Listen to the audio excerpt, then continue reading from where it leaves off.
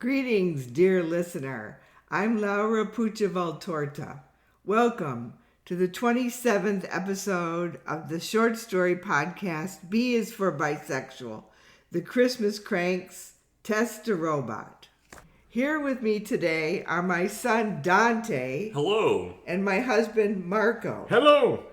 I want to thank the Tubi channel for selecting my documentary series, The Disease Detective. There are 2 episodes on Tubi so far, and I hope to make a 3rd episode. Doctors are kind of hard to work with. Tubi is a great channel for content creators.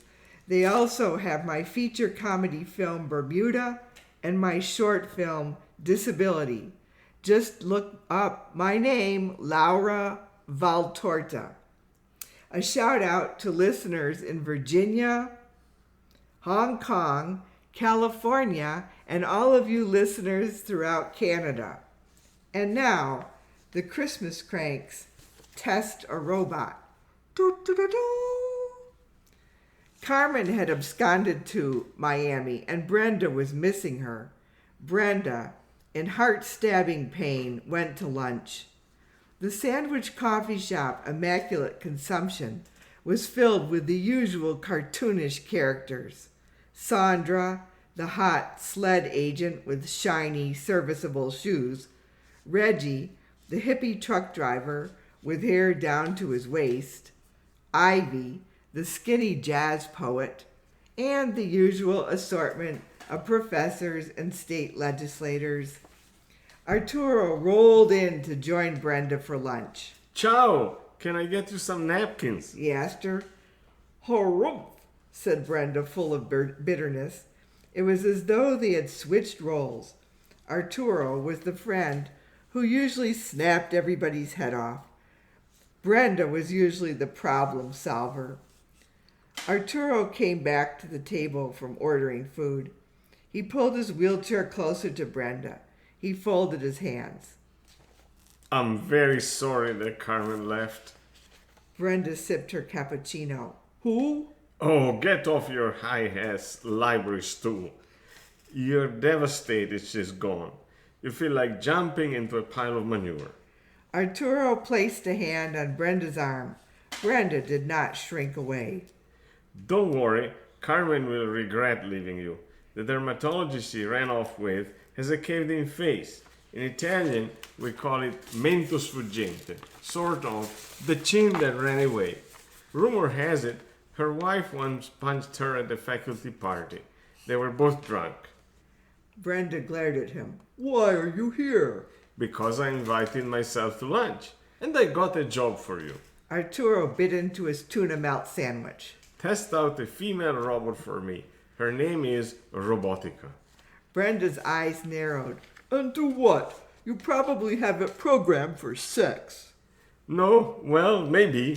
Lydia and Oleander, actually, have convinced me to work on the solar-powered mechanical legs instead. The legs still move like I'm cross-country skiing on roller skates. Hard to climb stairs. Lydia was Arturo's long-suffering wife. They had 6 children together. Oleander was his bow-tie-wearing English professor lover. Why me? Why can't Lydia cross-check this Robotica thing? Arturo paused and looked around. Well, she's too busy, you know, with her job. Lydia and I work at the same library. Arturo slapped the table. She refused, okay? She tried out Robotica at home for a couple of days and said, no way, never again. Reggie, the truck driver, Ivy, the poet, and Sandra, the sled agent, all turned to stare at Arturo. Arturo leaned his head in and lowered his voice. We want Robotica to learn about their companions, their habits and quirks. A nosy robot? Exactly. Sounds dangerous, said Brenda, smiling a little. I'll do it. Maybe leave the sex function turned on. Arturo forked some salad. Only if you can handle it. Bringing Robotica to the university library did not work very well. The thing looked weird, like a desk computer on wheels. slightly shorter than Carmen, with two long pincher arms hanging out of its sides. It had no head. It moved fast and spoke in a creepy, soothing voice. Brenda thought it sounded like an elevator announcement. Robotica wheeled itself close to a student doing research on Argentina and spoke in a loud voice. "Hello, student. I can show you articles and documentaries on illegal mining in Argentina. 55% of Argentinians are of Italian origin. And yes, the men in Argentina are pleasant to look at." Wow. The student yelped and jumped up from her computer. What the? She grabbed her backpack and stuffed some notebooks into it. Brenda rushed over. "Shut down, Robotica, shut down now," Is this a joke? said the student. From Phi Alpha Tau? Hazing is supposed to be illegal on this campus. "I'm sorry, it's not hazing. This is a robot companion and she can read your phone," Well, I don't like it. said the student. My phone is supposed to be private. Her short braids were quivering. "Nothing you put on your phone is ever private." The student turned and flounced out of the library. Brenda felt bad. The library was supposed to be a safe place. Reddy Reed, a drama professor and member of the Cranks, came in to look for a book on the onomastics of Shakespeare's names by the late Professor Thomas Leland Berger.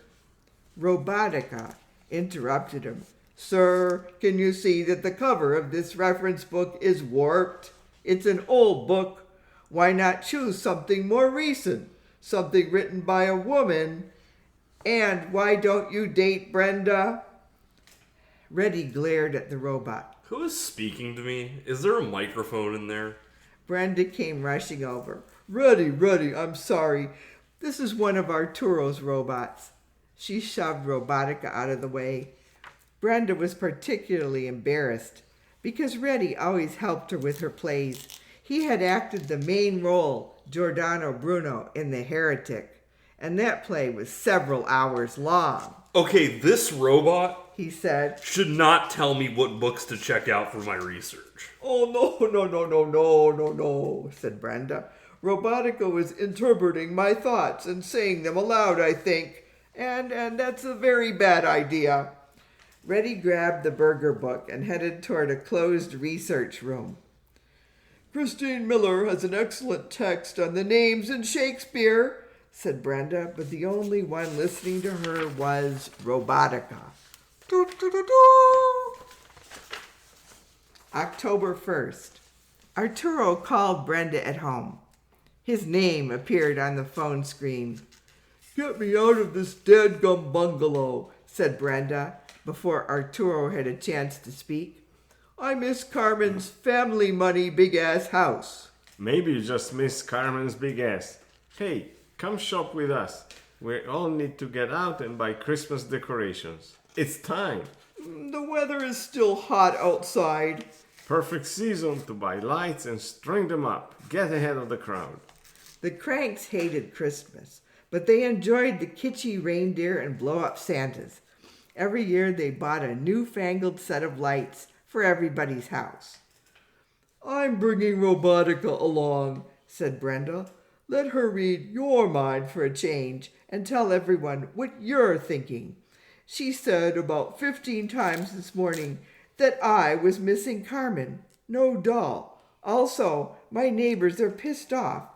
Robotica told them out loud that their dog was a smelly menace and probably gave them all COVID. Did it? I don't know." Well, maybe you should control your thoughts. Brenda closed her eyes. "Okay, when are we shopping?" Oleander says 11 this morning. He's here helping me out while Lydia's visiting her mother in Atlanta. Arturo let out a satisfied sigh. Gross. Pick me up with the van. I'll be ready. Brenda was really hoping that Robotica would punish Arturo by reciting his disgusting thoughts about Oleander. But that only happened on the way to the Ultramart. Robotica used her arms to propel herself off the ground into the back seat of the van. Once seated, she recognized the brainwaves of Arturo, her inventor, right away. Then she read his phone. "Arturo loves Oleander," said Robotica in a sing-songy voice. What? Said Oleander. Nothing about my marvelous physique? I'll put that in a poem so you can understand. Laughed Arturo. Oleander has a mid-sized dog, and he can't go wrong. Well, that is a pretty fine couplet. Said Oleander. He patted Arturo on the knee. Brenda shook her head. Arturo was apparently not a very deep thinker. It was scary to realize he was designing these complex robots without much contemplation about how they might control the world. Carmen would have enjoyed his insight. They pulled up in front of the Ultramart and stopped the van beside Reddy Reed, who was waiting for them. Why did you bring that machine along? He pointed out Robotica, who made an insulted whirring sound. "Woo, woo, woo." "She's staying with me. I'm babysitting her," said Brenda. "I was hoping she would ridicule Arturo, but he's beyond ridicule," I have a surprise for you all. said Arturo. Oleander descended from the van and pulled out some tall metallic pants with skates on wheels dangling from the cuffs and a solar panel in front. He held the pants upright while Arturo shoved his legs inside. This is my first trial run away from the lab. Arturo adjusted himself and grabbed two pushing poles. The pant legs scissored and the skates rolled back and forth on the sidewalk. Bad knees. Oh my god. Said Reddy. I might have to reconsider this shopping trip. No. Said Brenda, who was glad that the mechanical pants steered the attention away from Robotica. "Arturo's inventions will make it more fun." The cranks proceeded into the Ultramart like a parade of characters from the Wizard of Oz. The Ultramart greeter, a short, older woman, had no words of salutation for them. Her waving hands stopped waving in surprise. Her smiley face slackened. Where are the Christmas ornaments? Said Reddy. You mean Halloween? Said the greeter. No Christmas. The greeter pointed them toward the lawn and garden section of the store. Oleander led the way, with Arturo cross-country skating on the mechanical legs, using the poles to propel himself forward. The solar cell extended in front like a tray of hors d'oeuvres began to blink. Brenda and Robotica followed at a close distance. Reddy Reed lagged behind. The crowds at Ultramart on a Saturday were no problem for the cranks. People stood aside to stare at them. Children danced around and cleared the way. It's just like an MMA melee. Said one awestruck teenager. With suits of armor. "Hey, where can I buy the robot?" shouted a mother, standing next to three rambunctious children. "It's a one-off," said Brenda. "Reddy needs to smarten up and date Brenda," said Robotica in her soothing voice. Reddy looked miffed. He was a tall, loping man with long strides and a puzzle of hair on top of his head. I don't need any robot telling me what to do. Maybe you just need some suggestions. Said Oleander. Arturo laughed. When they reached the lawn and garden section, the mechanical legs suddenly gave out. They quit moving and groaned to a halt. Arturo leaned forward to examine the solar cell. Uh-oh. Said Arturo. No sign in the store. Your battery ran out. Said Oleander. He handed the poles to Reddy and began pushing Arturo around. Brenda grabbed a shopping cart and headed for the lights. "Get purple lights this time," said Robotica. "You had blue and white last year. Do not repeat. Do not repeat," It's repeating. said Reddy laconically. Robotica made a whirring sound of frustration. Ooh. There were strings of purple lights available, plus alternating yellow ones, to hang around the windows and doors. Brenda selected several packages. Reddy bought red and green, the Frida Kahlo colors. Oleander and Arturo both decided on white and red, but Oleander added the blinking function. Altogether, they spent about $300 on lights. The tattooed cashier was unimpressed. You're making a film, right? Is that what this is all about? No, said Brenda, but that's a good idea. Brenda thinks you're disrespectful of older people, said Robotica. She's a librarian. The cashier put her arms akimbo. Her right arm had a sleeve of tattoos. A librarian, huh? Ooh, I'm scared. We're tougher than you might think, said Brenda. We deal with students and homeless people. And we're the harbingers of knowledge. Harbingers? Look it up. Do-do-do-do. It took the cranks about 30 minutes to load themselves and their stuff into the van, with Oleander and Arturo arguing about every move. Reddy Reed drove ahead of them to the poke bar for lunch. Brenda was afraid that Robotica might wheel around on the open floor at the poke restaurant. The robotic's words and actions had already pushed her to the peak of embarrassment. Brenda would be very lucky if Reddy ever agreed to act in her plays again, and she was close to finishing a wonderful script about a powerful grandmother. Brenda left Robotica in the car. Inside the poke place, the cranks ordered shrimp bowls, steak salads, and veggie combos, and chose a round table near the window. Arturo was in his wheelchair again. Everybody else chose a seat. Well, that was an embarrassing morning, said Redding, picking up his chopsticks. Embarrassing? Said Arturo. My legs worked for 5 minutes. It was great. It was Robotica's fault. It was so embarrassing, said Brenda. I could use Robotica in my house. Oleander cut in. Do the laundry and cooking. Brenda felt sort of bad for Robotica's feelings until she remembered that the robot had no feelings. Robotica had dissolved her prim persona in front of Reddy. Brenda was no longer a friend to Reddy, but a threat. The cranks yucked it up for another 30 minutes. They guffawed, they mimed, they mimicked the other faculty members, and they laughed at all their own jokes. Doo-doo-doo. Back at home, Brenda lay down on her bed atop the lumpy mattress. She closed her eyes. Robotica rolled in, but this did not feel like an intrusion. The robot stood at attention next to Brenda's bed and positioned her arms above Brenda's body. The pinchers closed up into soft fists, and they descended on Brenda at spots strategically programmed to feel great. The fists rotated, the pinchers extended. They pinched at all the right spots. Brenda sighed.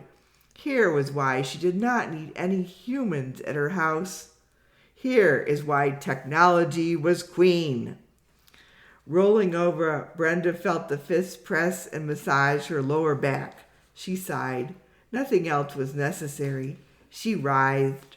Her body ascended into the storm clouds and broke apart. Minutes later, Robotica rolled out to answer the front doorbell. It was Reddy, carrying a toolbox and ladder.